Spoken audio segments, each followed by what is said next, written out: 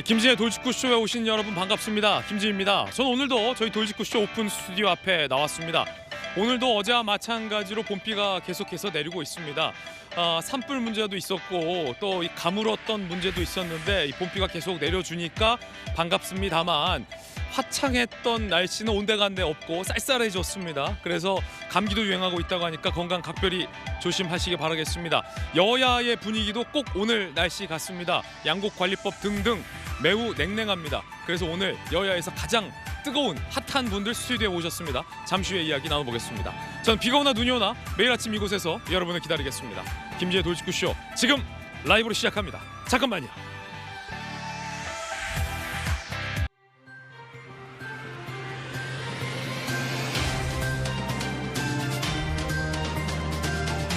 신문 읽어주는 남자입니다. 총선이 가까워 오고 있습니다. 최근 국회에서 소위 검사 출마 제한법을 두고 논란이 뜨겁습니다.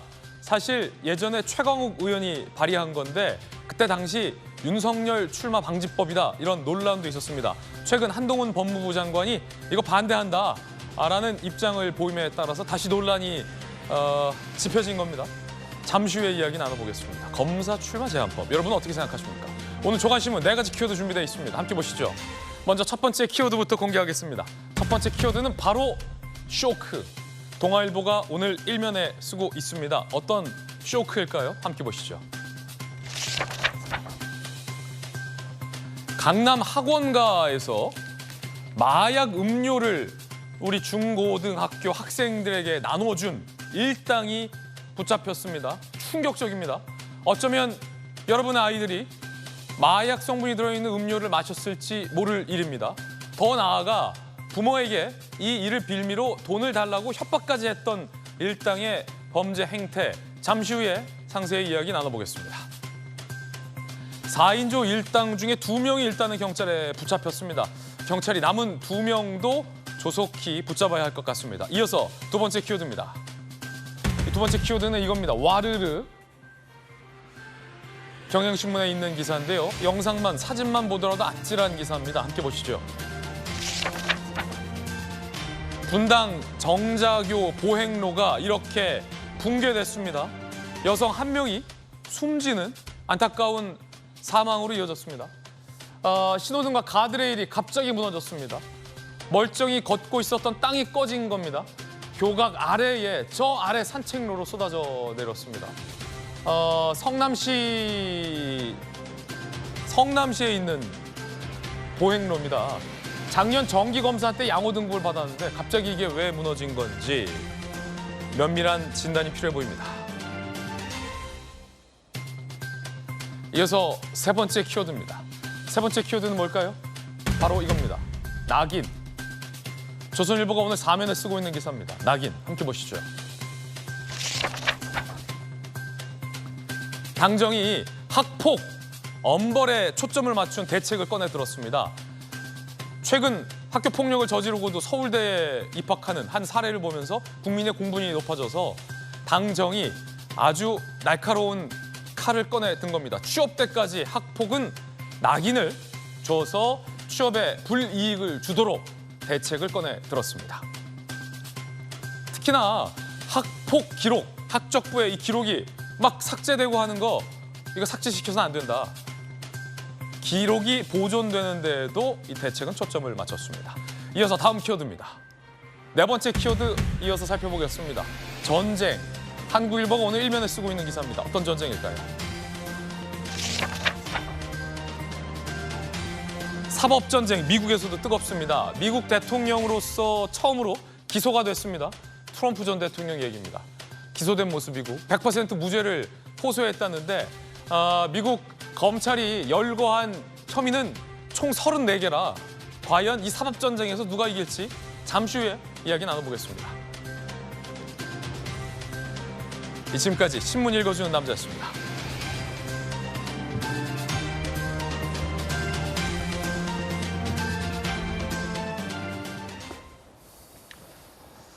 오늘 아침 함께 하신 분들 소개해 드릴 텐데요. 요즘 현안과 관련해서 가장 핫한 분들 스튜디오에 모셨습니다. 먼저 엄정한 팩트체크를 해주실 기자 출신, 언론인 출신 한신대 김수경 교수님, 그리고 요즘 가장 핫한 양곡관리법, 후쿠시마 농산물 논란의 주무 상임이죠. 농해수위 간사를 맡고 있는 이양수 의원 나오셨습니다.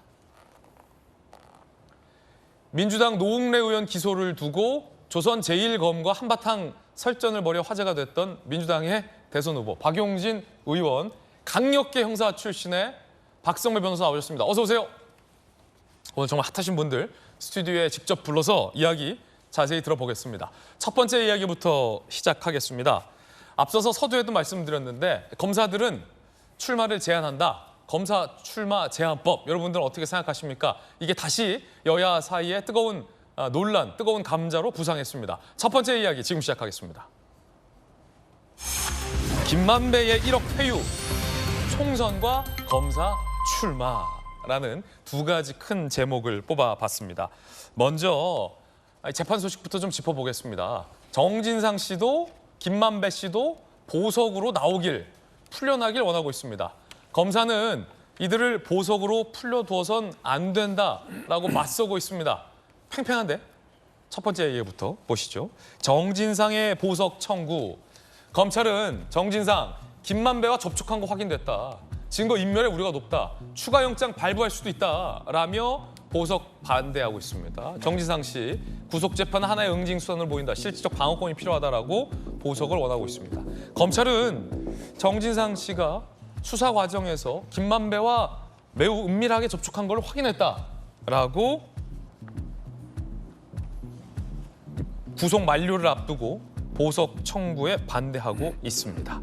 더 나아가서 김만배도 보석을 요구하고 있는데 김만배 씨가 유동규에게 1억 원을 주며 회유하려 했었다라고 검찰이 새로운 정황을 밝혔습니다. 함께 보시죠. 보석으로 나오려는 자들, 막으려는 자들의 한판 대결인데 검찰, 김만배가 작년 12월에서 올 1월 유동규에게 1억 주겠다. 증언 잘 해달라라며 증거인멸을 시도했다. 보석이 허가돼선 안 된다라고 주장을 했습니다. 1억 회유의 정황은 어땠을까? 김만배 씨가 지난해 12월 초 경기 의왕 저수지에서 만나자. 의왕 저수지. 저 왕송호수 있는 데인가요, 그러면? 거기? 근데 유동규가 거절. 김만배, 올 1월 통화. 너 형편 어려우니 1억 주겠다. 법정 증언 달해달라. 이때도 거절. 결국 1억 회유는 불발됐지만 1억 원을 주며 입막음을 하려던 것 아니냐. 의왕 저수지에서 왜 만나냐. 도대체 이들이. 검찰은 아주 구체적인 새로운 정황을 제시했습니다. 김수경 교수님, 의왕 저수지. 의왕에 있는 왕송호수를 비롯해서 저수지가 굉장히 유명합니다. 풍경이 아름답고 또 벚꽃이 흐드러지기로 유명한 의왕 저수지에서 도대체 김만배 씨는 유동규를 왜 만나려 한 겁니까? 회유하려고 했겠죠. 1억 주려고요?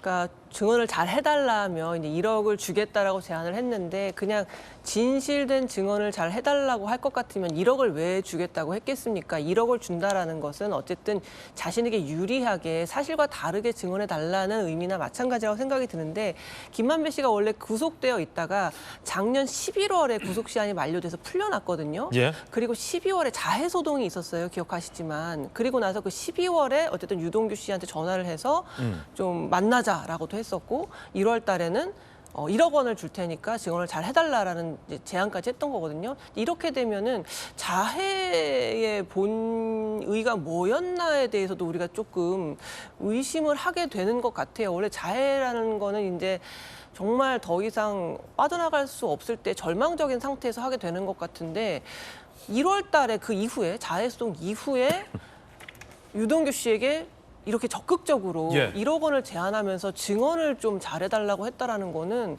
그 자해가 혹시 쇼였나? 라는 생각도 조금 들게 만들어요. 물론 뭐 제 추측이긴 합니다만 이렇게 적극적으로 자기의 범죄를 어떻게든 덮으려고 적극적으로 활동하고 있는 와중에 자해를 했다는 게 좀 이상하다는 생각이 들고 어쨌든 지금 김만배 씨뿐만 아니라 정진상 씨, 김용 씨 다 지금 보석을 신청한 상태예요.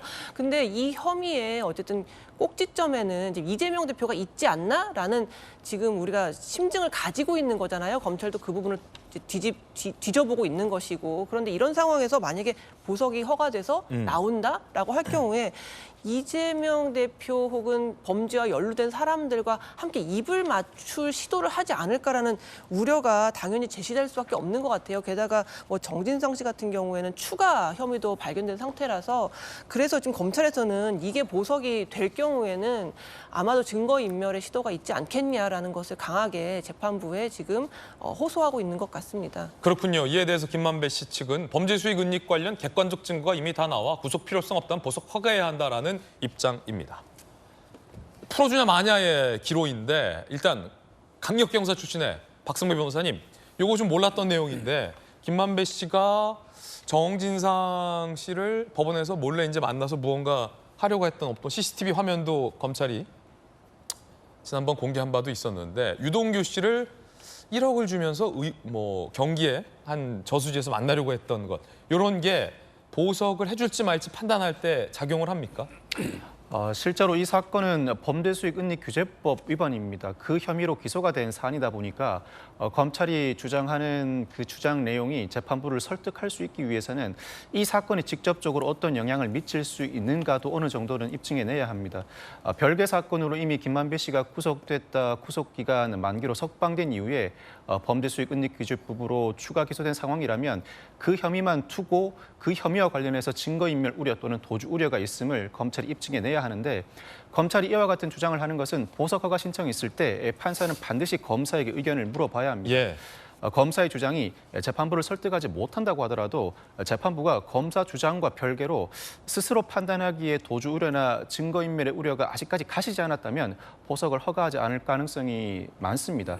사실 기소 이후, 즉 구속 기소된 이후에 1심이 최대 구속할 수 있는 기간은 6개월인데 그 기간이 임박해 오지 않았음에도 보석 허가 신청을 했을 때 특별한 사정이 없으면 보석 허가를 해주지 않는 것이 실무상 관행입니다. 그렇군요. 이 사건에서도 보석을 허가해 내기 위해서는 검찰의 주장보다도 피고인의 변호인이 충분한 입증을 통해서 보석 허가를 이끌어내야 하는 역할이 필요한 상황입니다. 그렇군요. 좀 지켜봐야 될 것 같습니다. 그런가 하면 최근 한동훈 장관은 대정부 질문에서 민주당 의원들과 많은 설전을 벌였습니다. 김의겸 의원은 한동훈 장관을 조선 제1의 검이 아니라 조선 제1의 혀라고 비꼬았고, 박용진 의원은 초등학생 화법이다라고 비판을 했는데 이에 대해서 한동훈 장관이 응수를 했다고 하는데 뭐라고 얘기했을까요? 들어보시죠. 김의겸 의원이 그 장관님을 향해서 일부 언론이 뭐 조선 제1검이다 이렇게 칭찬을 하는데 조선 제1혀다. 어떻게 생각하시는지. 덕담하신 걸로 생각하고요. 그런데 검사 때 저를 조선 제1검 그렇게 부르는 거는 민주당 쪽 분들입니다. 저는 그때나 지금이나 같은데요. 그분들이 저를 부른 이름이 많이 달라졌네요. 저도 덕담 한마디 드리면 거짓말을 끊기 어려우시면 좀 줄이시는 것도 좋을 것 같다는 생각. 박용진 의원이 라디오에서 초등생활법이다 이렇게 비판하기까지는 했었거든요. 국회에서는 호통치고 고압적으로 말 끊은 다음에 그냥 넘어가자 이러시더니 끝나고 나면 없는 자리에서 욕하고 뒤풀이 하시는 게 요즘에 민주당 의원들 유행이신가 봅니다. 자, 한동훈 장관의 답변이었습니다. 김의겸 의원 부분은 생략하고 박용진 의원과 최근 한동훈 장관이 국회에서 설전을 벌였습니다. 많이 화제가 됐었는데, 자, 박용진 의원님 오늘 스튜디오에 나오셨는데 라디오에서 한동훈 장관에 대해서 초등학생 화법이다 이렇게 발언을 하셨어요. 이에 대해서 한 장관이 뒤에서 욕하는 게 민주당 유행이냐라는 답변 지금 들었는데 어떻게 보십니까? 욕하고 뒤풀이하는 게 민주당의 유행이다. 이렇게 얘기를 하셨는데 초등학생 화법이 욕인가를 일단 묻고 싶고요. 초등학생 무시하시는 말씀이 아닌가 하는 생각이 들고요. 정책 질의를 하는데 말싸움으로 자꾸 끌고 가더라고요. 다시 우리 돌직구 시청자 여러분들 앞에 다시 말씀을 드리면 노웅래 의원 유무죄는 저도 모르고요. 아무도 모릅니다. 그러나 노웅래 의원을 구속 수사해야 된다고 하더니 91일 동안 한 번도 불러서 수사한 적이 없대요. 이상하잖아요. 급하니까 빨리 잡아들일 수 있게 해달라고 국회 체포영장 보내놓고는 수사는 안 해요. 이게 말이 됩니까? 물었더니 왜 방탄국회합니까? 저한테 그런 걸 얘기를 할 필요가 없잖아요. 왜 수사 안 했는지 얘기하시면 되지.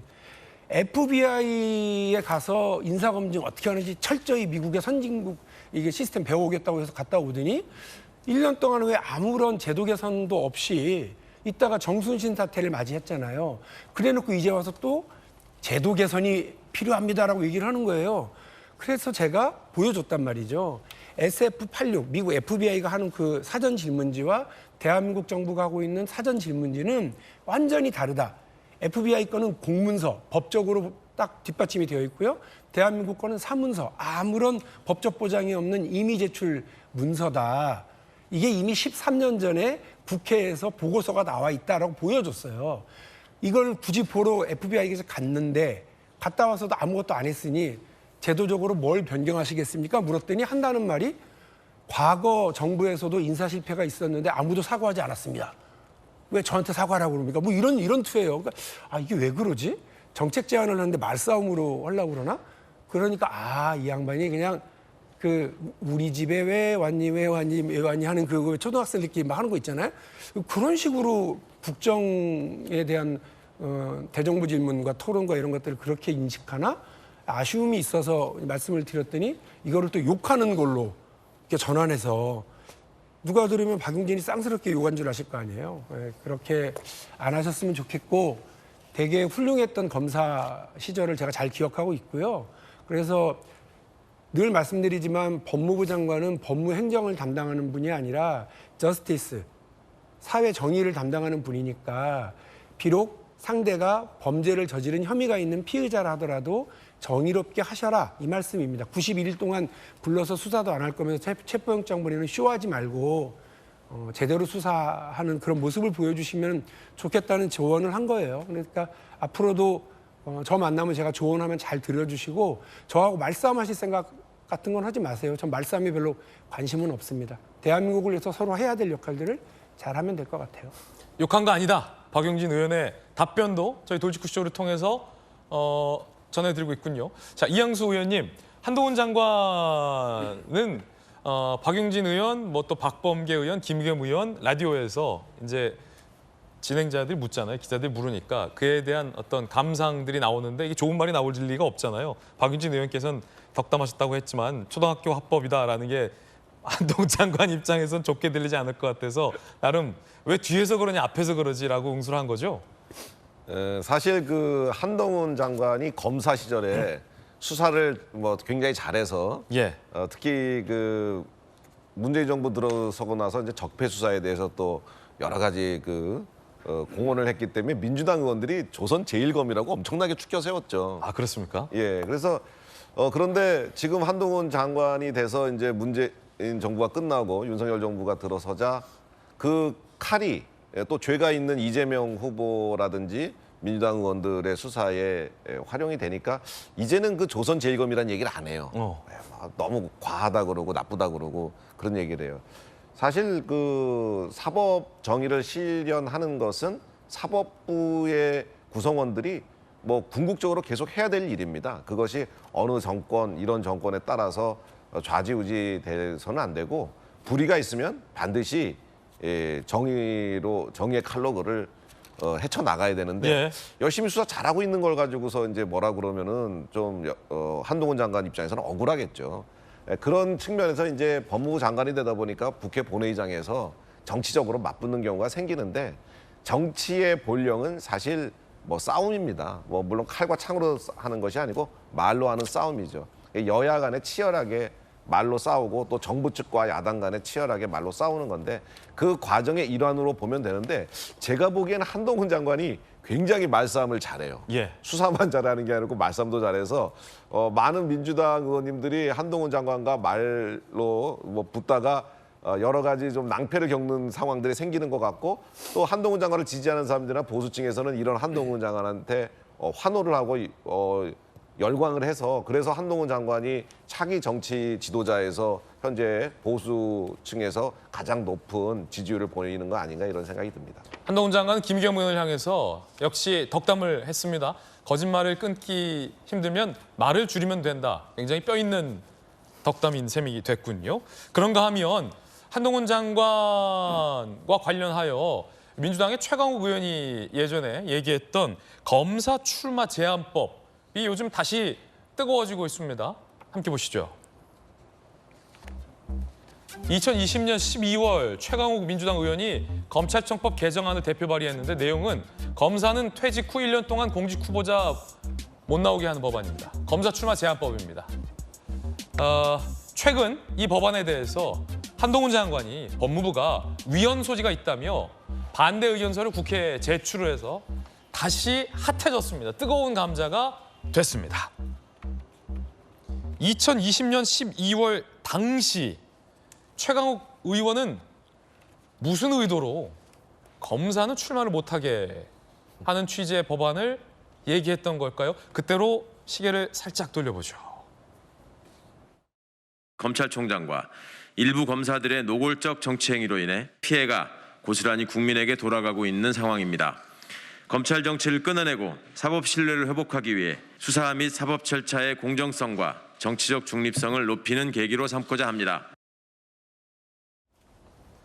들으셨던 것처럼 그때 당시에도 윤석열 출마 방지법이다라는 논란이 있었습니다. 최강욱 의원 본인도 검찰총장을 운운한 바 있죠. 김수경 교수님, 윤석열 출마 방지법이다. 그때도 논란이 있었는데 그때 당시 문재인 법무부에서는 이걸 찬성했겠죠, 당연히. 그런데 한동훈 장관으로 이제 정권이 교체되고 법무부 장관이 바뀌면서 위헌 소지가 있다라면 지금 반대를 하고 나선 거죠. 위헌 소지가 당연히 있죠. 뭘 이렇게 못하게 하는 거는 굉장히 신중해야 돼요. 어쨌든 뭐 검사가 마음에 안 드는지는 모르겠지만 개인의 어떤 자유라는 게 있지 않겠습니까? 자기가 정치에 참여할 수 있는 자유라는 게 있는데 물론 타당한 이유로 뭐 특정 기간 동안 못하게 할 수는 있지만 타이밍을 보세요. 윤석열 대통령 되기 전에 대통령 나올 것 같으니까 이런 식으로 법안 만들었죠. 그러다가 이제 흐지부지가 됐어요. 그런데 다시 지금 뭐 한동훈 법무부 장관이 총선에 나올 수도 있고 아니면 뭐 검사들이 이제 뭐 총선에 대거 검찰 출신이 등장할 거다라는 이런 소문들이 있다 보니까 지금 이런 법을 다시금 이제 회자해가지고 만들려고 하는 것, 저는 민주당이 이렇게 다수 의석을 가지고 있다는 이유만으로 타이밍상 자기들에게 유리한 방향으로 모든 법을 만들려는 거 정말 전 시스템을 건드리는 자가 범인이라고 늘 말씀드렸지만 시스템을 자꾸 뭉개려고 하는 거는 진짜 잘못된 거거든요. 그러니까 검사 신상 공개하자라는 뭐 법제화 하겠다라는 것도 그게 왜 나왔습니까? 이재명 수사하니까 그거 못마땅해가지고 수사 공개하자고 한 거죠. 그리고 뭐 대법원장 뽑는 방법도 지금 김명수 대법원장 임기 다 되니까 갑자기 대법원장 뽑는 방법도 바꾸자고 하는 거죠. 이게 아무리 좋은 의도로 하더라도 국민들이 바보도 아니고 이런 절묘한 타이밍에 자기에게 유리하게만 작동할 수 있는 이런 법들을 막 내가지고 통과시키려고 하는 이런 민주당의 정말 반민주주의적 행태가 저는 굉장히 참을 수가 없다는 생각이 들고요. 이 한동훈 장관 관련해서도 한 가지 말씀드리고 싶은 게 이게 기울어진 운동장인 게 의원들은 계속 방송에 나가서 오늘도 보십시오. 박용진 의원님 저렇게 길게 얘기하시잖아요. 한동훈 장관이 만약에 도어 스태핑에서 몇 마디 하잖아요. 정치적인 발언한다고 엄청 난리 치거든요. 한동훈 장관은 말할 수 있는 기회가 굉장히 적고 국회의원들은 방송에 나가서 이렇게 길게 얘기를 하면 한동훈 장관도 억울하지 않겠습니까? 그리고 제가 박용진 의원님 지금 나와 계신데 제가 면전에서 드리긴 좀 어려운 말씀이긴 한데 박용진 의원님이 뭐 곱게 자랐다 이런 식으로 얘기하잖아요. 이건 정말 잘못된 거예요. 자기의 분야에서 어쨌든 전문성을 가지고 열심히 노력하는 사람에 대해서 넌 곱게 자라서 뭘 몰라 이런 식으로 얘기하는 게 전형적인 꼰대화법이거든요. 저는 이런 거에 대해서는 정말 단호히 반대합니다. 초등학교 화법에 의해서 좀 꼰대 화법 얘기 나왔는데 박용진 의원님 얘기도 좀 들어봐야 될 것 같아요. 그 김수경 교수님께서 뭘 잘못 알고 계신 거는 그건 것 같아요. 네. 무슨 법이 만들어지면 민주당한테 유리할지 불리할지 어떻게 합니까? 역풍 불어요? 그래서 검사들 많이 나오면. 그건 뭐 좋은 건지 나쁜 건지 모르겠습니다만 저는 일관됩니다. 그 위인설관 어떤 한 사람을 위해서 자리 만드는 거 그 사람들한테 조롱의 대상입니다. 위인설법 누군가를 겨냥해서 법을 만드는 거는 법치에 어긋나는 일이라고 생각합니다. 적절하지 않다고 생각을 해요. 그래서 뭐 특별히 이 부분과 관련해서 더 얘기할 필요도 없고요. 이런 법에 민주당의 뭐 일부 의원님들이 그런 법에 대해서 추진하실 수는 있을지 모르지만 박용진 의원은 반대한다. 별로 동의가 잘 되지는 않습니다. 그리고 제가 그 법과 관련해서는 뭐 전문성을 그렇게 뭐 가지고 있지는 않습니다만 어쨌든 이것도 뭐 위헌 소지가 상당히 있지 않을까요? 예, 뭐 직업 선택의 자유를 제한하는 게 취업 물론 대부분이 취업 규칙에서 이제 제한들이 있기는 합니다. 고위공직자들의 경우에는 그래서 직을 관두고 한 3년 정도 취업 제한은 있어요. 그러나 이제 그 취업 제한이라고 하는 게 취업 심사를 받아요. 그래서 그 직무 관련성, 연관성이 있었거나 내가 있었던 부처에 관련된 기업에 가는 것은 원래 맞거든요. 그런 것들은 타당하다고 보지만 그 검사이기 때문에 뭐 특정 직업군이기 때문에 뭐 국회의원에 출마하거나 공직자로 출마할 수 있는 기회를 막는 건 제가 볼 때는 그건 뭐 별로 큰 고민 없이 위헌 판결 받지 않을까 이런 생각이 드네요. 예, 박용진 의원 네, 돌직구였습니다. 한동훈 장관과 이번에 생각을 같이 했군요. 검사 출마 제한법은 위헌적 소지가 있다라는 박용진 의원의 의견 들어봤습니다. 한동훈 장관 이에 대해서 뭐라고 얘기했을까요? 들어보시죠. 윤석열 당시 후보자를 출마하지 못하게 하기 위해서 발의했었던 소위 말하는 윤석열 방지법이거든요. 최근에 민주당의 이탄희 의원실에서 요청해서 검토 의견을 드렸던 것으로 알고 있는데요. 근데 공교롭게도 이탄희 의원이야말로 판사하다가 그만두시고 얼마 있다 국회의원 하신 분이시네요. 자, 그러면은 강력계 형사 출신의 박성배 변호사님, 법리적으로 검사 출마 제한법, 뭐 여기 나와 계신 박용진 의원은 이거 위헌적인 소지가 있다라고 한 장관과 의견을 같이 했는데 민주당의 이제 최강욱 의원, 발의한 민주당 의원분들 같은 경우는 검사가 정치권에 총선에 출마하려고 뭐 예를 들어서 너무 기댄다든지 기운다든지 뭐 이건 안 된다라는 나름의 뭐 취지가 있을 것 같아요. 법안을 발의했을 당시에는. 네네. 특별히 정치적 중립성이 요구되는 공무원은 퇴임 직후에 곧바로 선출직 공무원에 출마할 경우에 정치적 중립성이 흔들릴 수 있다는 우려, 그 입법 취지는 충분히 이해합니다. 네. 다만 공직선거법에도 이 공무원이 정치적 중립을 보장받기 위해서 퇴임 후에 90일간은 선출직 공무원에 출마할 수 없도록 하는 조항을 따로 마련해 두고 있는데 이 상황에서 검찰청법만 개정한다면 위헌 소지가 다분히 있을 것 같습니다. 뭐 예를 들어서 판사도 있고 검사도 있고 형사도 있고 한데 왜 검사만 못 나오게 이렇게 하는 건 그동안의 위헌이다. 헌재 결정례 등에 비춰보면 만약 이와 같은 법률을 개정해 시행하려고 한다면 검찰청법 외에도 법원조직법, 경찰공무원법, 공수처법, 선관위 공무원을 규제하는 관련 법률 등 제반 법률을 동시에 개정해 시행한다면 이때는 특별히 정치적 중립성이 요구되는 공무원이니 그 입법 목적도 타당하고 수단도 정당하다고 평가받을 여지가 있을 것 같은데 그중에서 검찰청법만 먼저 개정한다면 이때는 공무담임권 제한 외에도 평등법 위반으로 위헌 소지가 다분할 것 같아서 이와 같은 법안은 여러 수기를 거쳐서 관련 법률을 동시에 제정하는 방향으로 나아가야 함이 바람직하고 그렇지 못하다면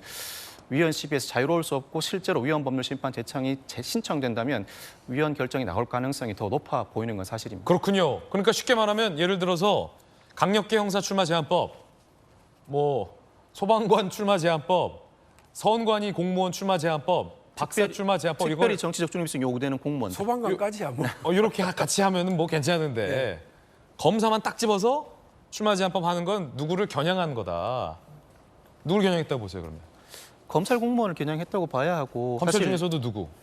그것까지는 제가 뭐라고 말씀드리기 어려운데 검찰 공무원도 당연히 정치적 중립성이 상당히 요구되죠. 그렇지만 그 수준 또는 그 이상으로 정치적 중립성이 요구되는 다른 공무원들도 있습니다. 예를 들어 판사라든지 선관위 공무원들이라든지 그들에 비춰본다면 평등권 침해라는 소지가 논란거리로서는 다분해서 이와 같은 법률 제정 검찰만 콕 집어서 목표로 삼고 있다는 비판에서는 자유로울 수 없을 것 같아서 법리적으로도 위헌 소지가 다분해 보이는 건 사실입니다. 그렇군요. 이런 얘기가 뜨겁게 회자되는 걸 보니 총선, 국회의원 선거가 다가왔다라는 걸 다시 한번 새삼 직감합니다. 그래서 말인데 한동훈 장관이 이번 선거에 출마한다라는 설이 많았죠. 특히 송파병에 출마하는 거 아니냐. 이런 이 다소 뜬금없는 설도 돌았습니다. 이른바 한동훈 송파병 출마설. 이 소문이 너무 구체적이면 오히려 더 가짜 같아요.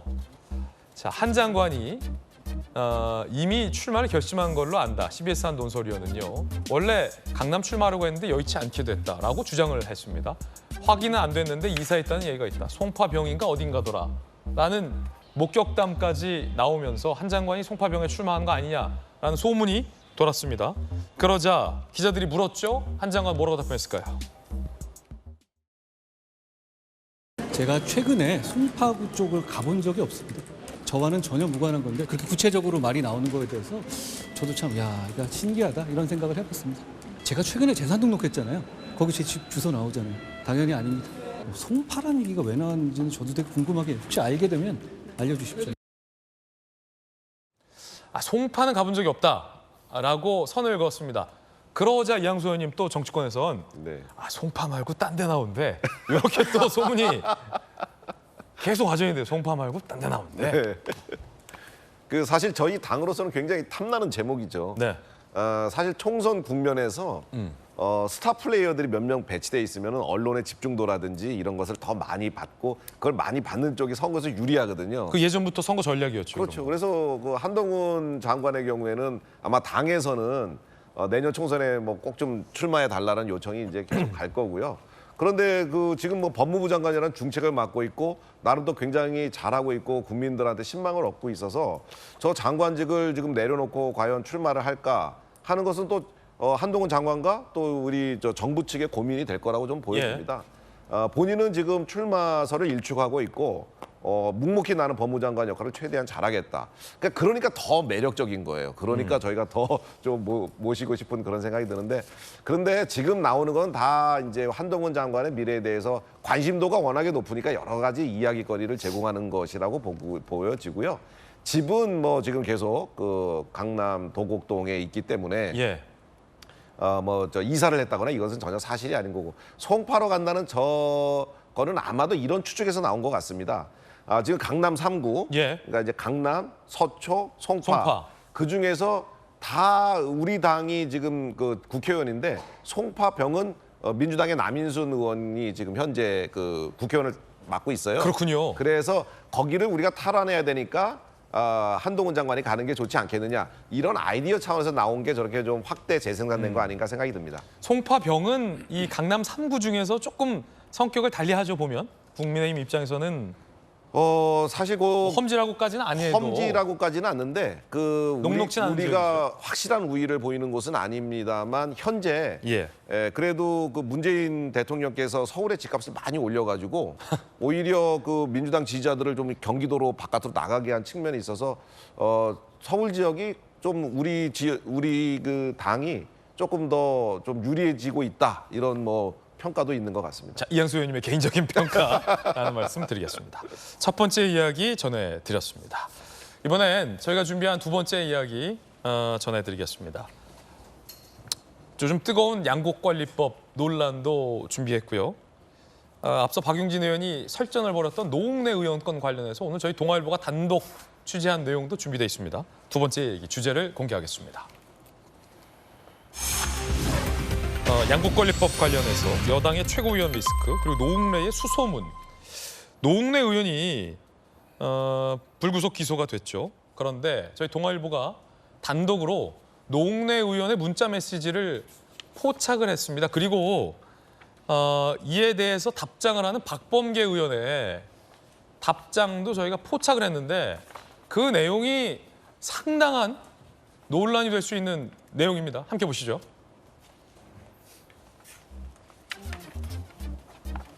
자, 일단은 노웅래 의원이 김관영 민주당 도지사에게 문자를 보냅니다. 이환기 재판장의 프로필 파일을 보낸 것 같아요. 그러면서 이환기 재판장 프로필 알아봐 주시오. 노웅래 의원이라고 카톡을 보냅니다. 본인의 재판장에 대해서 수소문을 부탁하고 있는 겁니다. 자, 그리고 박범계 의원은 잘 모르는 판사네요. 확인해 볼게요. 라고 답장을 보낸 박범계 의원은 아시다시피 현재도 법사이고 법무부 장관 출신이죠.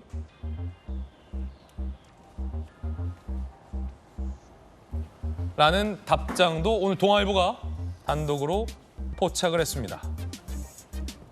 자, 김수경 교수님. 노웅래 의원이 불구속 기소됐어요. 그리고 불체포 특권을 행사했어요. 이재명 대표에 앞서서.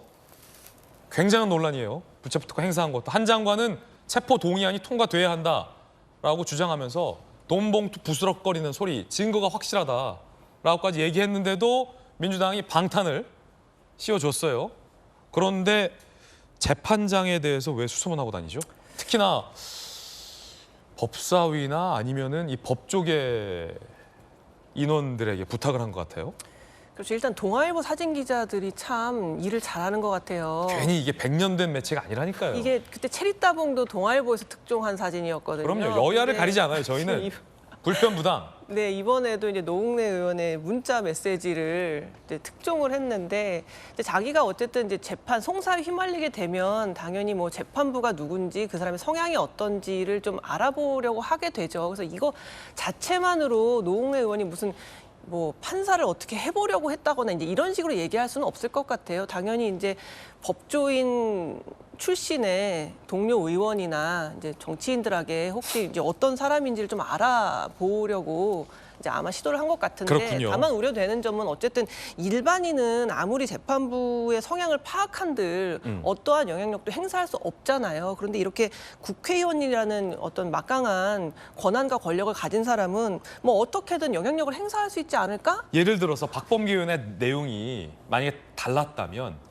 지금 잘 모르는 판사네 확인해 볼게요라서 그렇게 크게 무리는 아닌데 만약 박범계 의원이 잘 아는 판사면 그렇죠. 뭐 어떡하려고요? 저 내용이 내가 잘 알아. 언제 한번 뭐 내가 한번 얘기해 볼게. 뭐 이런 식의 만약에 댓글창에 그 문자 메시지가 찍혔다면 그건 엄청나게 큰 문제죠. 그렇기 때문에 저거 자체만으로 뭐라고 할 수는 없지만 저러한 문자를 통해서 뭔가 재판부에 영향력을 행사하려는 시도를 한 것으로 만약에 간주될 수 있는 내용이 있었다면은 그건 굉장히 큰 문제이기 때문에 노웅래 의원은 그런 점에 대해서는 굉장히 조심하셔야 된다라는 또 하나의 생각이 포인트는 듭니다. 이게 또 재판을 앞두고 있는 노웅래 의원이 요 담당 판사 수소문하는 게 본회의장서에 이렇게 수소문을 하고 있는 모습이 또 포착이 돼서 이것도 좀 부적절하다는 얘기도 있고 또 본인이 억울함을 굉장히 호소했지만 사실 수사하고 있는 검사나 한동훈 법무부 장관에서는 증거가 확실하다라고 한 국면에서 민주당이 사실은 방탄을 특권을 행사해 준 상황이잖아요. 그러면 좀 뭐랄까 본인이 좀 재판 준비를 따로 철저하게 해야 되는데 그것도 하시겠지만 판사에 대해서 좀 알아보고 있는 게 과연 적절하냐의 논란도 있어요. 보기에 본회의장에서. 굉장히 부적절하죠. 일단 왜 본회의장에서 저 문자 핸드폰 못 끊나요? 국회의원분들 저렇게 계속 사진 찍혀가지고 문제가 되는데 저거 하나를 단속을 못해서 계속 저렇게 노출되는 것도 문제일 뿐더러 어쨌든 자기의 혐의가 굉장히 지금 구체적으로 나오고 있는 상황에서도 체포동의안을 부결시켜주는 바람에 다행히 구속은 면하게 됐는데 영장실질심사를 안 하게 됐는데 그럼 좀 자중하면서 혼자서 조용히 이 재판을 좀 준비했으면 좋겠는데 이렇게 또 시끄럽게 문제를 일으키니까 그런 점에 대해서도 노웅래 의원은 좀 혼자서 누구 알아보지 말고요. 그냥 좋은 변호사를 선임해서 잘 준비하셨으면 좋겠습니다. 이양수 의원님 어떻게 보십니까? 그 판사에 대해서 알아보는 것은 사실 판사에 대해서 친한 뭐 자당의 국회의원들이나 이런 분들한테 부탁을 해서 어떻게 외압 또는 좀 다른 사람들 일반인들과 다른 편의를 제공받기 위한 거 아닌가 하는 의혹을 지울 수가 없죠. 사실 변호사가 판사한테 뭐 여러 가지 자료 제공할 거 재료하고 재판정에서 본인 이야기 다 하면 될 텐데 이렇게 개별적으로 그 판사에 대한 누군가를 찾아보는 것은 아주 불순한 의도가 있다라고밖에 우리가 볼 수 없기 때문에 특히나 일반 국민들은 그런 거를 시도할 뭐 엄두조차 내지 못하는 일이지 않습니까? 어떻게 판사 아는 사람을 찾아가지고 그분한테 어떤 로비를 하려고 생각하겠어요? 그런 차원에서 물론 뭐 증거가 없으니까 뭐 나는 그냥 방어권 차원에서 좀 확인하려고 한 거다, 뭐 단순한 거다라고 얘기해 버리면 할 말은 없습니다만 의도 자체는 되게 불순하게 보여질 수가 있다. 그리고 이것을 카메라들이 설치되어 있는 본회의장에서 저렇게 하면 뭐 국회의원들도 다 욕먹이는 행위거든요. 그 본회의장에서 뭐 저를 비롯해서 하여튼 핸드폰 관리 좀 잘해야 될 것 같습니다. 예, 그 내용이 지금 상당히 좀 뜨거운 논란이 될 수 있는 동아일보의 단독 보도 내용 전해드리고 있습니다. 노웅래 의원 기소를 두고 최근 민주당과 한동훈 장관이 설전을 벌인 바도 있습니다. 들어보시죠. 제가 알기로 노웅래 의원을 그 긴 91일 동안에 단 한 번도 검찰은 부르지 않았습니다. 증거가 차고 넘친다면서 91일이나 시간을 끌어요. 그러면서 피의자에 대해서는 한 번도 직접 확인 수사를 안 해요. 그렇게 하는 게 말이 돼요? 상식적으로 말이 된다고 생각하십니까? 대단히 상식적이고 위원님 지금 녹음까지 있어가지고 이미 증거가 탄탄한 상태고 거기다 추가 수사를 하고 있는 데다가 이 정도 사안이면 구속할 수 있는 사안이고 구속해야 된다고 본 것이고요. 그리고 국회가 이렇게 3.1절까지 끼워서 연속으로 방탄할 것이라는 거 그 점까지 감안했기 때문에 새로운 구속영장 청구까지 생각 염두에 두고 수사한 것인데 어떤 부분이 상식적이지 않다는 건지 이해가 안 갑니다. 그런데요. 그렇지 않습니까? 생각을 해보십시오. 지난번에 우리가 처리한 체포동의안은 도대체 뭡니까? 증거가 차고 넘친다던 이 체포영장 국회로 보내놓고 저희가 90일 동안 기소조차 못했던 검찰 체포동의안 부결 이후에 단 한 번도 직접 수사하지 않았다면 이 사건이야말로 한동훈 장관의 정치기획 사건이라고 이야기해도 누가 뭐라고 하겠습니까? 이재명 겨냥한 사전예행 연습용 국회 간보기로 활용된 한동훈 장관이 총괄 지휘한 입법부 농락 사건이라고 저는 이야기할 수밖에 없습니다. 비하기 너무 심하시네요. 녹음까지 있는 뇌물 사건입니다. 이렇게 한바탕 설전을 벌였는데 정작 노웅래 의원의 문자 메시지는 이런 내용이 포착이 좀 된 겁니다. 재판부를 알아봐라. 노웅래 의원은 물론 방어권 차원에서 알아봤다라고 해명을 하고 있습니다만 부적절한 건 아니냐라는 패널들의 지적도 전해드리고 있습니다. 박용진 의원님, 예. 재판장 알아봐라. 네. 왜냐면 동료 의원들은 이렇게 열심히 노웅래 의원을 위해서 싸워주고 계신데 그냥 떳떳하게 가서 꼭 동료 의원 찬스 재판장 알아봐달라는 부탁 없이 본인이 일반 국민들처럼 재판받으면 안 되나요? 그거는 노웅래 의원님한테 물어보셔야 될 문제고, 그러니까 저도 제가 방금 보여주신 그 영상에서 노웅래 의원을 편들려고 생각하는 건 아니에요.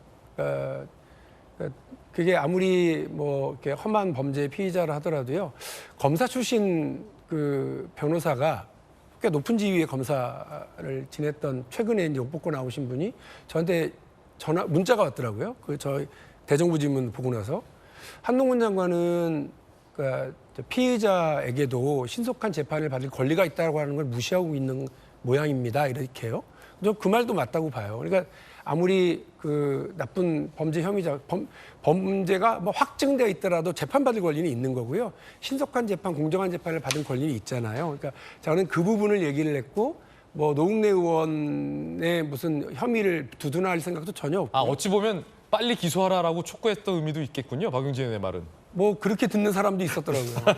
그런데 어쨌든 재판을 신속하게 받을 수 있어야 되고 또 국회에 체포영장까지 보냈으면 그래도 한 번은 불러서 수사는 해야죠. 그것도 안 해놓고는 무슨 돈 봉투 부스럭거리는 소리를 한 3번인가 반복하던데 그거 별로 적절치 않다 이런 말씀이에요. 그러니까 공정한 수사, 정의로운 법 집행 이런 것들이 필요하다는 말씀이고요.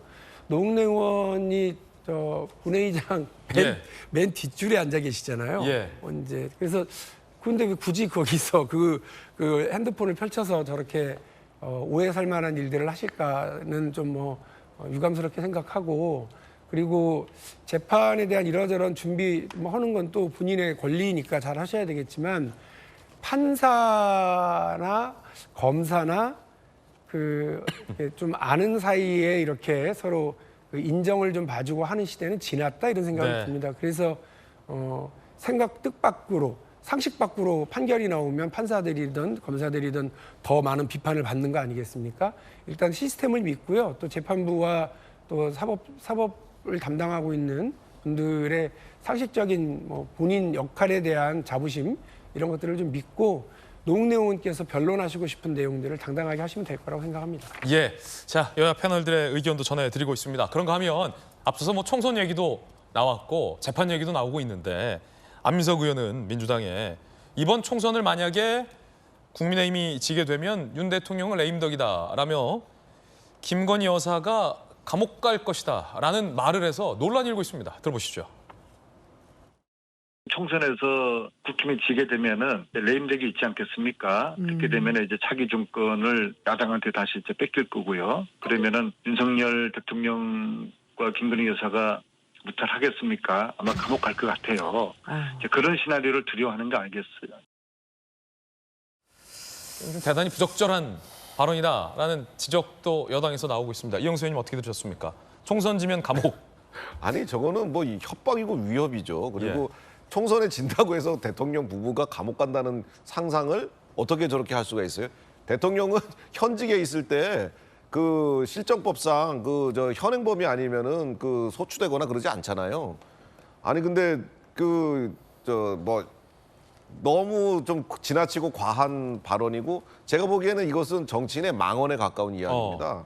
그래서 내년 총선은 민주당이 최선을 다해서 좋은 정책으로 승부해서 이길 국리를 하셔야 되고 저희는 저대로 이제 그런 국리를 해야 되는데 뭐 지지층 결집을 원하시는 건지 아니면은 우리 당과 우리 정부에 대한 협박을 하시는 건지 아니면 협박도 아니고 저건 그냥 개인의 화풀이 같은 거로 좀 보여지는데요.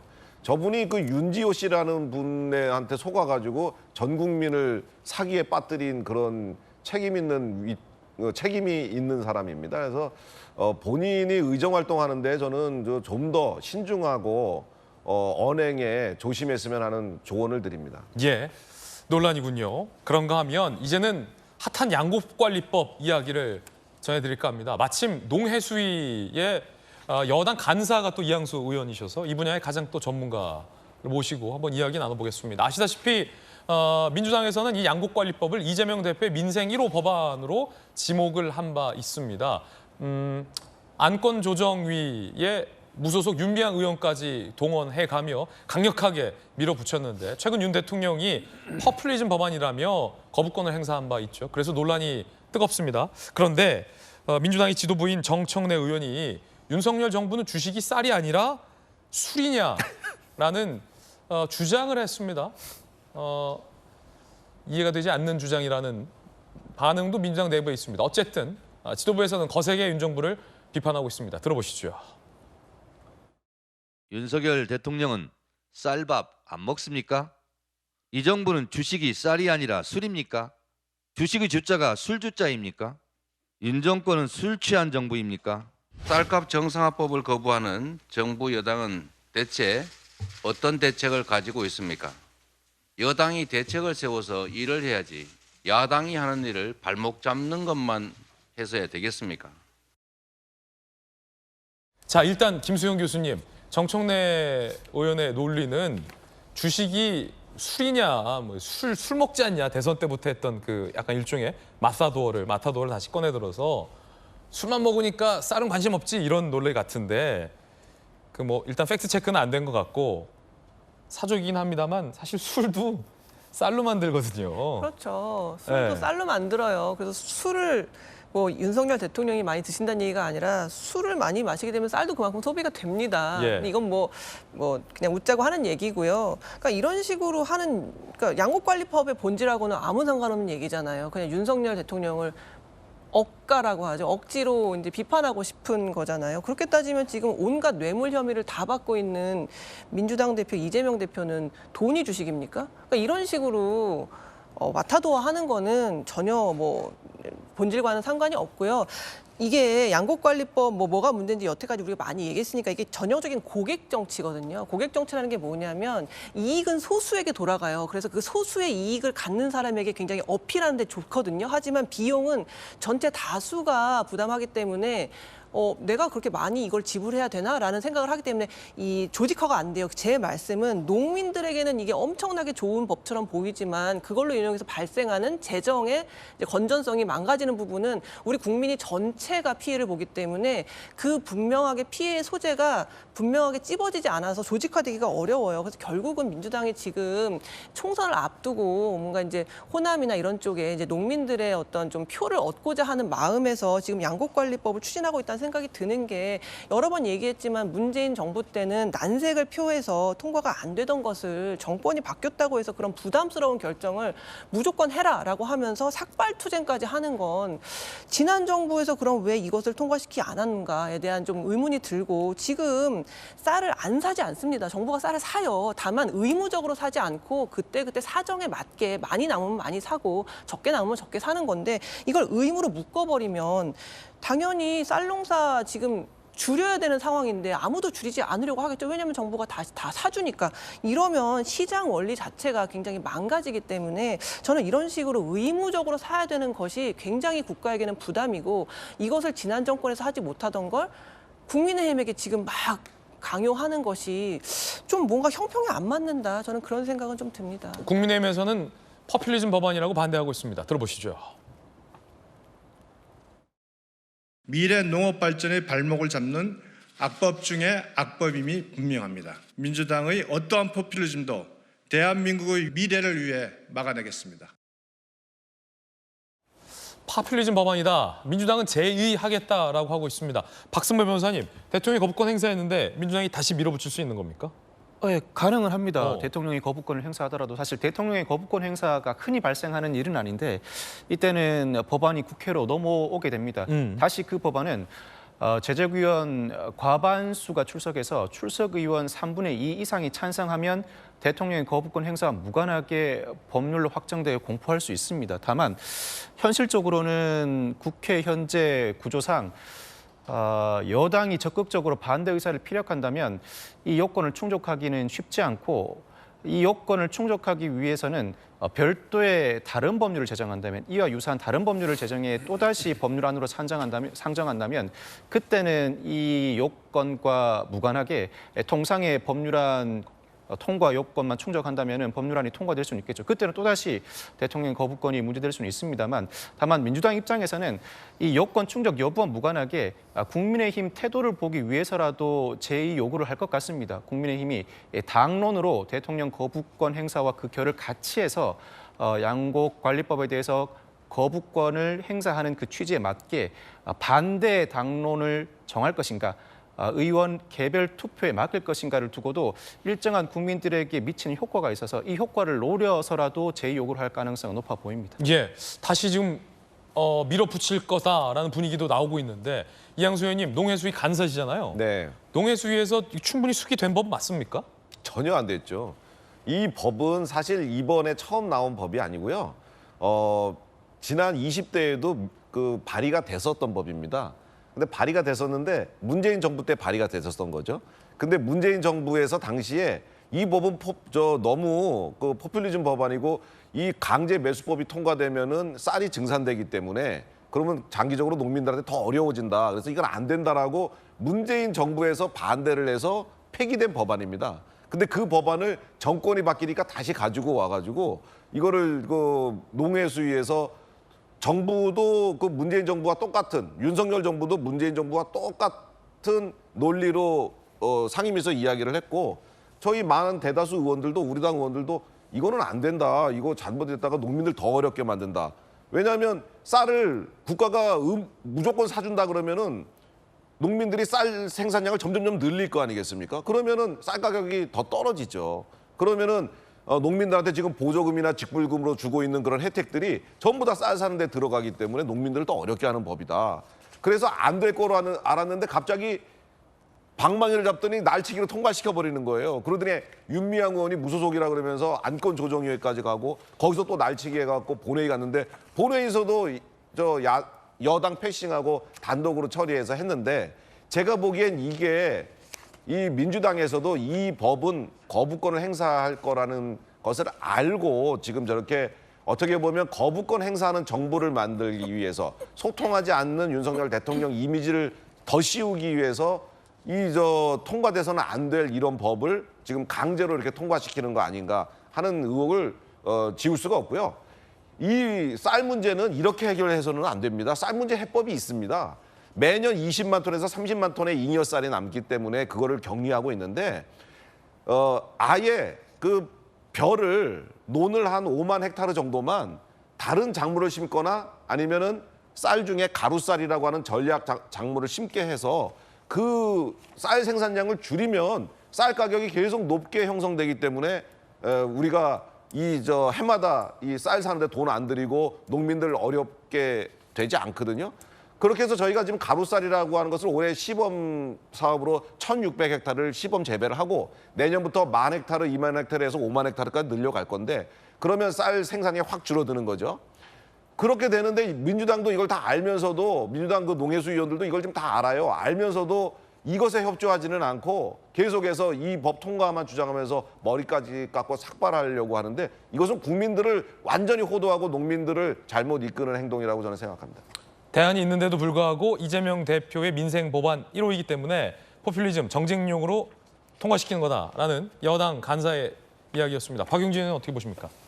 일단 우리 시청자분들 뭐 이해하시기 좋게 말씀을 좀 드리면 이미 다 알고 계시잖아요. 그 쌀이 이제 시중에 나오기 시작하면 시장 상황을 봐가면서 정부가 이걸 이제 수매를 합니다. 그래서 수매에 동원되는 예산이 이미 이제 해마다 일정하게 있고요. 근데 이게 갑자기 이게 왜 논란이 됐느냐면 제가 알기로는 수매 타이밍이 좀 실패를 한 지점이 있어요. 그러니까 제가 이걸 뭐 쌀농사를 짓는 분들 그리고 현장에서 해당 군수에게 들었던 얘기입니다만 이 타이밍이 좀 늦어지고 잘못 조정되고 하면서 정부가 이른바 그 시장 가격 관리에 실패를 하는 측면이 있습니다. 그래서 작년 말에 대단히 이 문제가 논란이 됐어요. 기억들 하시겠습니다만 다 정말 황금빛 논을 다 갈아엎는 장면들 다시 또 나오기 시작하고 농민들이 서울 상경하고 이랬었거든요. 그래서 이 법안이 다시 올라옵니다. 그런데 지금 이양수 의원님 말씀하신 것처럼 합리적으로 이렇게 조정할 수 있는 타이밍을 이미 이제 놓쳐버리고 법안은 올라왔어요. 여기서 저는 사실 어떻게 보느냐면 총선 프레임 전쟁이 시작이 된 거죠. 그러니까 어떻게 보면 그 정부 여당으로서는 민주당이 좀 그 법안을 억지로 막 강행시킨다. 그러고 우리 이건 어쩔 수 없이 이제 거부권 행사할 수밖에 없는데 이건 다 민주당이 국회를 장악하고 있어서 벌어지는 파행이다. 이렇게 이제 씌우려고 그럴 거고요. 민주당으로서는 이 문제와 관련해서 정부가 계속해서 힘자랑만 하려고 그런다. 이걸 좀 합리적으로 노력해야 되는데. 그래서 저는 야당이니까 제가 말씀을 드리는데 실제로는 이미 한두 달 전에 처리됐어야 될 일인데도 불구하고 국회의장의 중재, 또 여야 간에 예를 들어 중재자를 계속 만들었고 최종적으로 본회의에 올라왔는데 표결도 한번 또 연기시켰어요. 이런 어떤 그 중재적인 노력들도 계속 있었던 법안이라는 것을 일단 말씀을 드리고요. 좀 아쉽다 싶은 건 역시 제가 야당이니까 드리는 말씀인데 법안이 부족함이 있죠. 이 법안뿐만 아니라 여러 가지 법안들이 많이 부족함이 있는데 이 부족한 법안들이 올라올 때마다 행정을 담당하는 행정부에서 대통령이 거부권을 행사한다. 이거 부족하다, 문제 있다. 이렇게 하질 않잖아요. 시행령을 통해서 혹은 규칙을 통해서 이런 부족한 부분들을 이렇게 보충해 나가야 되는데 부족한 법안을 가지고 전국 불안을 만들어버리는 현상으로 끌고 가면 저는 안 되지 않을까 싶습니다. 모르겠습니다. 이게 국민들 보실 때 총선 프레임이 누구에게 유리하게 짜야 될지 모르지만 계속 이런 식으로 그 대립구도로 가게 되면 국민들만 피곤해지고 나라 일만 잘 안 될 것은 분명하기 때문에요. 야당은 야당대로 조금 더 한 템포 줄이고 대화를 좀 많이 국회에서 이끌어 나갈 수 있도록 노력을 하겠다는 말씀드립니다. 예, 그 가운데 국민의힘 조수진 최고위원의 발언이 도마 위에 올랐습니다. 남아도는 쌀 문제를 어떻게 해결할 것인가에 대한 어떻게 보면 방법 차이라고도 볼 수 있을 텐데 그 해법으로 밥 한 공기를 남기지 않고 다 먹기를 대책으로 제안을 해서 논란이 일고 있습니다. 들어보시죠.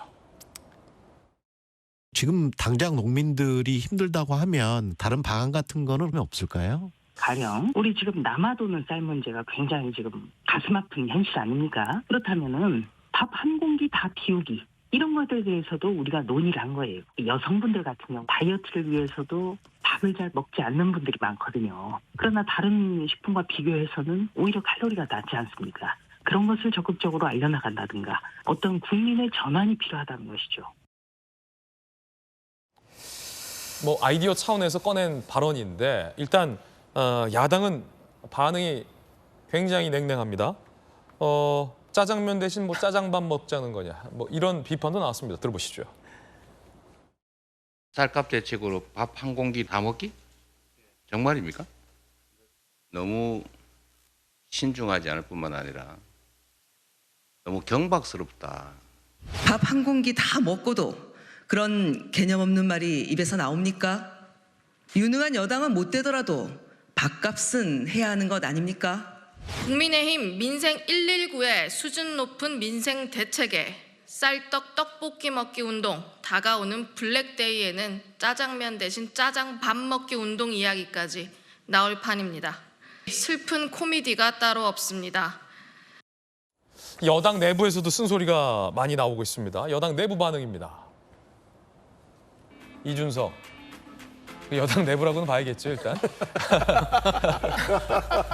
내부는 아닌 것 같고 약간 한 4.5부 뭐 이 정도가 아니겠습니까? 격리 구간. 자, 양국관리법을 반대하면서 이걸 가지고 대한경쟁 태산이다. 김웅 먹방으로 정치할 거면 찌양이 당대표라. 윤희숙 전 의원 양국법 이슈를 희화화하는 것 정책이 가볍나. 보면 윤희숙 의원 정도가 가장 그래도 엄정하게 이 본질에 대해서 지금 비판을 하고 있는 것 같아요. 자, 그러면 본질은 그거죠. 김수영 교수님. 일단 국민들의 어떻게 보면 개인적인 식습관이잖아요. 식생활을 정부 여당이 어떻게 계도할 수 있겠냐 지금 이 시기에라는 거겠고 양국관리법 본질을 좀 희화화시킬 수 있다. 저는 본질적인 얘기가 전 국민이 밥을 한 공기 다 먹는다고 해서 이 남아도는 쌀 문제가 해결되지는 않을 터인데 조수진 의원도 그거 잘 알 텐데 그런 거 아니겠습니까 논란은? 그렇죠. 엄정하게 따지면 사실 밥 2공기 먹기 운동을 해야죠. 왜냐하면 이미 퍼놓은 밥은 남겨도 버리기 때문에 그걸 더 먹는 소비를 해야 된다는 걸 하는 게 맞는데 제가 말씀드리고 싶은 건 이제 밥 한 공기라는 이걸 다 비운다라는 게 사안의 중대성에 비해서 그 재현이 너무나 좀 가볍잖아요. 이게 안 맞잖아요, 톤이. 그리고 저도 아까 앵커가 지적하신 것처럼 방점은 운동에 있다고 봐요. 금모으기 운동 이후로 이제 사회가 국가의 대의를 위해서 국민들을 계도해서 어떤 운동을 하는 사회가 더 이상 아닙니다. 그렇기 때문에 지금 사회는 굉장히 개인화되어 있어요. 국가를 위해서 개인이 희생하거나 개인이 어떤 행동 변화를 요청할 수 있는 시대적 흐름이 아니거든요. 그래서 이 밥 한 공기 운동이라는 게 너무 올드하게 느껴지는 거예요. 옛날 정치, 옛날 정치인들의 생각이라는 거죠. 그래서 이 밥 한 공기 다 먹기 운동, 다 비우기 운동은 이 말 자체가 뭐 큰 잘못은 아니죠. 밥 한 공기를 싹싹 다 먹는 게 왜 나쁘겠습니까? 많은 너무 이 사안의 중대성에 비해서 톤도 안 맞고 그 운동이라는 프레임 자체도 너무 올드하다. 그런 생각이 좀 듭니다. 예, 조수진 의원이 어제 뉴스 톱10에 출연해서 해명을 했습니다. 뭐라고 해명했는지도 전해드리겠습니다. 민생과 관련한 국민의힘 특위 회의가 첫 회의가 월요일 날 있었어요. 예. 아이디어를 우리가 주고받은 겁니다. 밥을 너무 먹지 않으니까 이 쌀에 대한 인식을 제고시키고 좀 밥 한 공기라도 남김없이 비웠으면 좋겠다. 예. 이런 의견까지 나온 겁니다. 밥을 남김없이 먹자라는 게 어떻게 막말인가요? 이것을 정쟁화하는 것, 이것은 저는 심판받을 거다. 이렇게 생각합니다. 자, 해명도 전해드렸습니다. 밥을 남김없이 먹자는 게 어떻게 막말일 수 있겠냐. 이게 또 다른 정쟁화다라는 조수진 의원의 해명이었습니다. 김기현 당대표가 조금 전에 이런 입장을 밝혔군요. 최근 불미스러운 잡음이 많다. 소위 뭐 최고위원발 리스크들과 관련해서 당대표로 국민께 송구하다라고 김기현 대표가 사과를 했습니다. 조수진 의원의 요 밥 한 공기 관련해서도 이게 어떻게 대안이 될 수 있겠냐라고 김기현 대표가 일축한 바 있습니다. 양국관리법 관련된 이야기도 전해드렸습니다. 이번엔 저희가 준비한 다음 이야기입니다. 뜨거운 소식 2가지 엄선했습니다. 어떤 소식이 엄선돼 있는지 지금부터 하나씩 공개하겠습니다. 첫 번째 소식이죠. 강남 한복판에서 여성을 납치하고 살해하고 유기한 충격적인 사건의 피의자 신상을 경찰이 공개했습니다. 지금 보시는 얼굴들입니다. 신상 자세히 보시죠. 이경우 35, 황대한 35, 연지호 29, 이 3명의 피의자를 경찰은 일단 신상 공개했습니다. 수개월 전부터 치밀하게 범행을 준비한 점, 공개된 장소에서 피해자를 납치하고 살해한 점, 중대성과 잔인성이 인정된다는 점, 신상 공개를 결정했습니다. 강력경사 출신의 박성배 변호사님, 네. 일단은 3명의 신상을 공개했는데 네. 이 사건이 굉장히 묘해요. 이 3명, 처음에는 2명이었어요. 황대한하고 연모 씨. 요 2명이었는데 요 사람들을 사주한 사람이 이 씨다. 다시 한번 신상 띄워주시죠. 이 경우가 황대한과 연지호에게 살인을 청부한 거 아니냐 이런 얘기가 나왔어요. 그래서 이 3사람인가 보다 했는데 공범도 있고 윗선에 유 씨 부부가 있었고 유 씨 부부 중에 1명이 또 체포가 됐어요. 자, 그런데 일단은 이 3명만 신상을 공개한 이유는 뭡니까? 일단 구속된 피의자들이고 혐의가 상당 부분 소명되었다는 판단이 선 것 같습니다. 제 느낌으로는 어느 순간부터는 신상 공개가 상당히 많이 늘어나게 된 것 같은데 네. 이 신상 공개와 관련해서도 개선할 부분은 있어 보입니다. 신상 공개가 한번 이루어지면 그 이후에 어떤 법적 절차를 밟아도 대상자는 아무 실익이 없습니다. 신상 공개를 결정하는 과정에서 충분히 항변할 기회를 주고 제3의 기관이 판단할 여지도 줘야 할 필요는 있어 보입니다. 그렇지만 기간은 단기간이어야겠죠. 경찰이 구속해서 수사할 수 있는 기간이 10일이니까. 다만 신상 공개가 이루어지면 현재와 달리 체포 직후에 촬영하는 머그샷도 온전하게 공개할 수 있는 방안, 이를 통해 국민 전체가 그 알 권리를 충족받을 수 있는 방안으로 신상 공개 제도를 개선할 필요성이 있어 보입니다. 일단 상당히 공개된 장소에서 납치를 감행하였고 이후에 살해 범행이 곧바로 이루어졌다. 범행의 중대성과 잔인성이 충분히 이루어졌다는 취지로 신상 공개가 이루어진 것 같고, 이 사건은 사실 피해자 납치 신고가 이루어졌음에도 불구하고 피해자의 사망을 막지 못한 상황이라 경찰의 1차적인 수사는 실패한 수사라고 이런 평가할 수 있을 것 같습니다. 그렇군요. 그런데 이 씨가 범행 일부를 좀 부인하고 있어요. 그리고 아까 이경우를 제외한 두 사람은 이경우 뒤에 배우가 있다라고 주장을 하고 있습니다. 그래서 경찰이 배우로 의심되고 있는 유 씨 부부 중에 남편을 체포했습니다. 수서경찰서는 사건 배우로 거론됐던 가상화폐 업계 관계자 유 씨 부부 중 남편을 강도 살인교사 혐의로 체포했어요. 부인은 임의동행. 피의자는 총 5명으로 입건한 상태고요. 경찰은 유 씨의 배우로 의심되는 유 씨의 휴대전화 위치 기록을 확인했다고 동아일보가 취재했습니다. 범행 직후 주범 이경우, 남편 유 씨를 만난 기록도 경찰이 확보했어요. 자, 일정을 보면 지난달 30일 피해자를 살해하고 31일 새벽에 유 씨를 자택에서 만난 거예요. 그리고 오후에 유 씨 회사 근처에서 만나고 이경우가 수천만 원을 요구한 거 아니냐라고 경찰은 보고 있습니다. 피의자인 황대한과 연지호도 진술을 했어요. 이경우가 범행 이후 유 씨 부부에게 5천만 원 정도 받아올 테니 잘 숨어 있으라고 얘기했다. 다만 이경우의 변호인은 범행 사실을 모르는 상태에서 유 씨 부부를 만났다. 충분히 해명이 가능하다라고 주장하고 있습니다. 박성모 변호사님, 이건 어떻게 된 겁니까? 이 사건이 살짝 복잡합니다. 그렇지만 현재 어느 정도 윤곽은 드러나기 시작했고 그럼에도 불구하고 갈 길은 더 있어 보입니다. 3계층으로 구성되어 있는 것 같은데, 일단 황대한과 연지호가 직접 범행을 실행했죠. 여기에 강도 예비 혐의로 입건된 A씨가 있고 A씨는 오늘 구속영장 실질심사를 받게 됩니다. 여기서 더 나아가서 황대한은 이경우로부터 돈을 받았다고 진술했고 이경우는 혐의 사실을 부인하고 있습니다. 그럼에도 불구하고 이경우는 황대한과 연지호가 피해자를 납치한 직후에 안매장 장소로 가던 길에 피해자 휴대전화를 건네받은 정황이 확인됐고 그 과정에서 코인 탈취를 시도했으나 실패한 정황도 경찰은 확보했다고 보고 있습니다. 이 경우는 혐의를 부인하면서 가상화폐 손실로 인한 원한을 산 것이 아니라 오히려 피해자로부터 도움을 받았다. 피해자 업체 취직해서 일을 하면서 급여를 받는 등 도움을 받은 상황이라 범행을 지시할 동기가 없다는 취지로 항변하고 있습니다.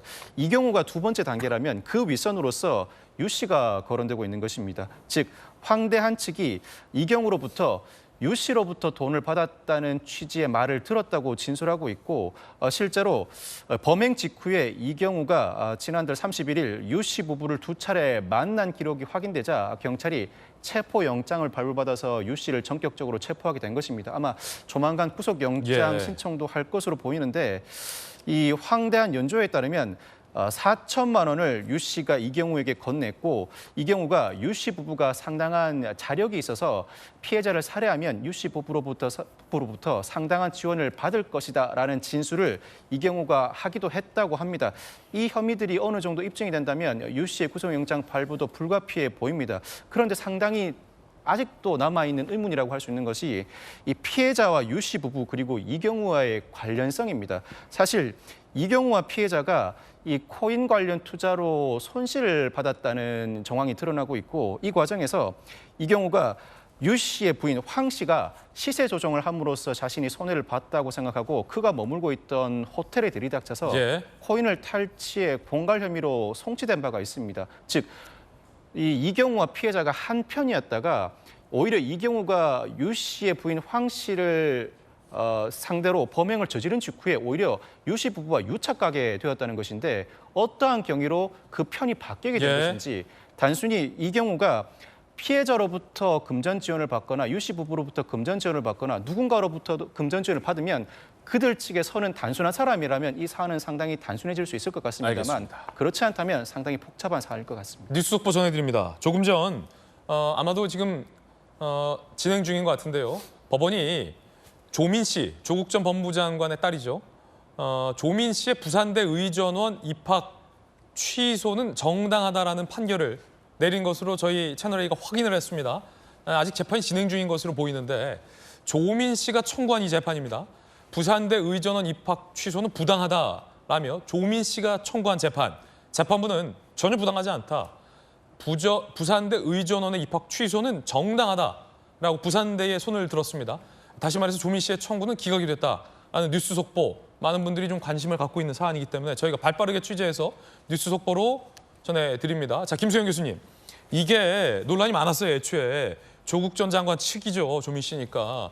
이거를 부산대 의전원 입학 취소는 부당하다라며 이 소송을 할 때에도 논란이 많지 않았습니까? 예를 들어 부산대에는 입학 규정이 있어요. 입학 규정에 중요한 스펙을 허위로 하면 취소할 수 있다는 부산대 자체 입학 규정이 있고 그 규정에 의거하여 부산대가 매우 늦은, 뒤늦은 입학 취소를 한 겁니다. 그래서 부산대 안팎에서는 정치적인 판단을 부산대가 한 건 아니냐라는 논란이 끊임없었어요. 왜냐하면 누군가의 입학이 안 되면서 조민 씨가 들어간 거 아닙니까? 누군가의 기회를 앗아간 문제로도 비화될 수 있기 때문에 그랬던 입학 취소, 매우 뒤늦은 입학 취소를 갖고 이게 부당하다라며 과연 소송을 하는 것이 적절하냐의 논란의 재판이 바로 이 재판이었는데 재판부가 조민 청구를 기각했군요. 입학 취소는 정당하다 이거죠. 그래서 너무나 당연한 결과를 법적으로 확인받는 작업이 이렇게 길고 험난합니다. 이게 과연 법무부 장관까지 했던 가족이 할 만한 거냐의 논란도 끊임없었잖아요. 그럼요. 정경심 교수가 어쨌든 그 여러 가지 7대 스펙을 다 허위로 작성한 것이 유죄 판결을 받았고 확정 판결을 받아서 지금 수감 중에 있는데 감옥에서 보내고 있는데 어떻게 이거에 대해서 부산대 의전원이 당연히 제출한 서류가 허위였음을 법원으로부터 확인받았으니 이건 취소가 정당하지요.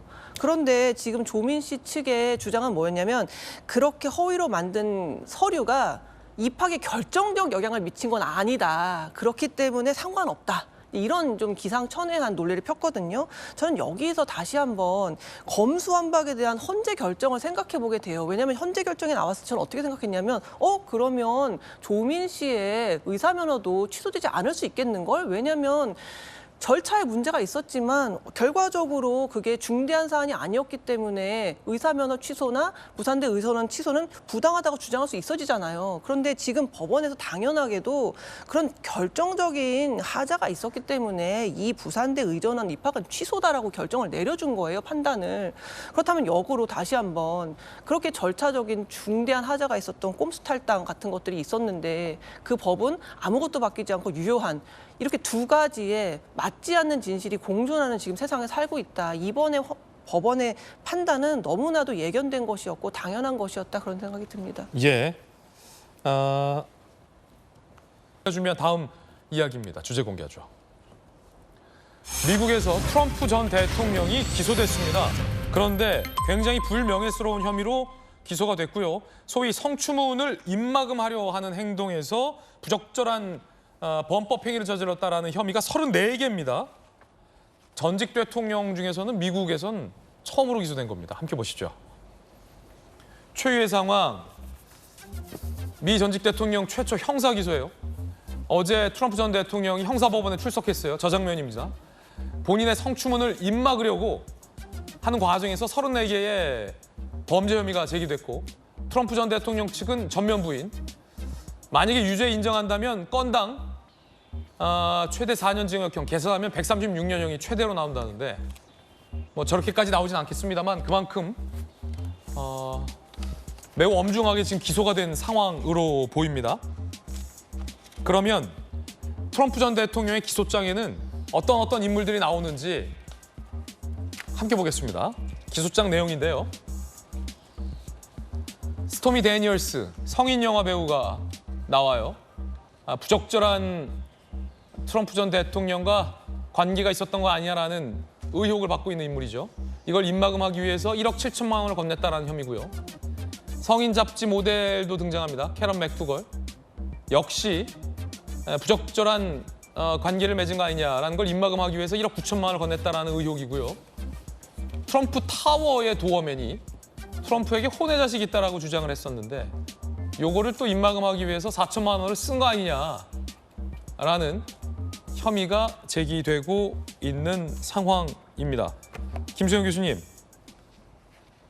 뭘 이렇게 입막음을 많이 했어요? 그러니까 저 입막음을 그냥 자기 개인 돈으로 했으면 죄가 안 되는데요. 그걸 트럼프 그룹에서 그러니까 자기 회사 돈을 법률 비용이라는 명목으로 사용한 것들이 지금 문제가 되는 거거든요. 그리고 그것뿐만 아니라 뭐 그때 2021년에 의회 난입 사태가 있었는데 그걸 배후에서 조종한 게 아니냐라는 혐의도 있고요. 또 뭐 기밀 물건을 불법으로 유출한 혐의도 있고 굉장히 혐의가 다양합니다. 이것에 대해서 지금 트럼프 대통령이 기소가 됐는데 사실 미국 대통령은 지금까지 대통령 하고 난 다음에 기소되는 경우가 없었어요. 예. 사상 초유의 일이기 때문에 우리나라에서는 굉장히 흔한 일이지만 미국에서는 처음 있는 일이라 굉장히 세계적으로도 이게 대대적으로 보도가 되고 있는 상황이고요. 지금 트럼프 대통령은 이게 다 자기를 음해하려는 것이다. 그리고 자기는 미국을 지키려고 했는데 미국을 파괴하려는 자들이 하는 짓이다. 또는 이거는 검찰이 뭐 좌파다. 뭐 판사가 나를 혐오하는 사람이다. 또는 뭐 이것은 선거 개입이다. 이런 식으로 이제 반박을 하고 있습니다. 물론 뭐 트럼프 입장에서야 할 말이 많겠지만 저는 약간 아이러니한 게 이제 우리나라의 상황과 약간 맞물리면서 트럼프의 반응이 굉장히 어디서 많이 본 것 같은 반응이라고 생각이 들어요. 그러니까 뭐 선거 개입이다. 이것은 뭐 검찰이 정치적이다. 내지는 뭐 파괴, 뭐 우리 봤잖아요. 민주주의를 파괴하는 거다. 뭐 여러 가지 그런 레토릭들을 우리 지금 많이 보고 있잖아요. 그래서 굉장히 우리나라의 상황과 좀 희한하게 맞아떨어져가는 상황이 있는데 과연 이거를 정말 검찰의 독재와 탄압이라고 볼 수 있을지는 미국인들이 아마 판단을 하겠죠. 본인의 성추문보다도 성추문을 입막으려 하면서 회사 돈을 갖다 쓴 게 더 본질적인 문제군요. 트럼프 전 대통령 입장도 준비되어 있습니다. 들어보시죠. And I never thought anything like this could happen in America. I never thought it could happen. The only crime that I have committed is to fearlessly defend our nation from those who seek to destroy it. This fake case was brought only to interfere with the upcoming 2024 election, and it should be dropped immediately. 그런데 기소가 되자 오히려 트럼프 전 대통령의 지지율이 올랐다라는 희한한 현상도 있습니다. 함께 보시죠. 트럼프 공화당 대선 주자 선호도 조사에서 52% 1위를 기록해요. 박용진 의원님 허탈하게 웃는데 왜 웃으는지도 궁금합니다. 2위의 2배 지지율. 기소 전에도 지지율 1위였긴 한데 더 올랐어요. 지지층이 결집한 거 아니냐. 트럼프 쏠림 현상. 기소 결정 후 5일 만에 $10,000,000 선거 자금도 모금이 됐다라고 합니다. 트럼프를 지지하는 사람들과 트럼프를 반대하는 사람들 사이에 극명히 갈렸습니다. 들어보시죠. Please just go play golf until you get put away so we can have our peace back and these people over here can come with us and we can all go forward together. This is politically motivated. It's the weaponization of the justice system by the Biden administration. 그런데 박용진 의원님, 아까 이제 빵 터지셨는데 아니 기소가 됐는데도 지지율이 2위의 2배예요. 플로리다 주지사하고 있는 디센티스라고 있어요. 젊고 이렇게 좀 세련된 보수. 근데 말하는 거 들어보면 트럼프하고 크게 다르지 않아요. 근데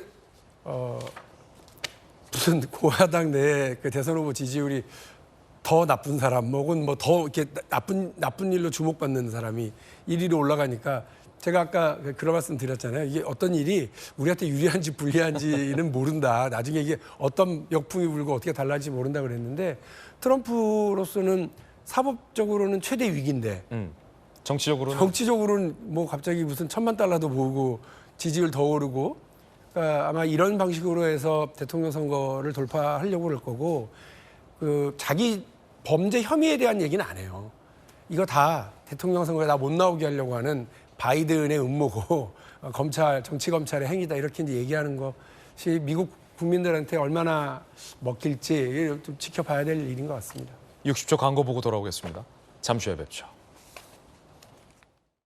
오늘 저희가 준비한 소식 모두 다 전해드렸습니다. 저희들은 내일 아침에 뵙겠습니다. 오늘 하루는 분명 어제보다 나을 겁니다. 좋은 하루 되십시오. 고맙습니다.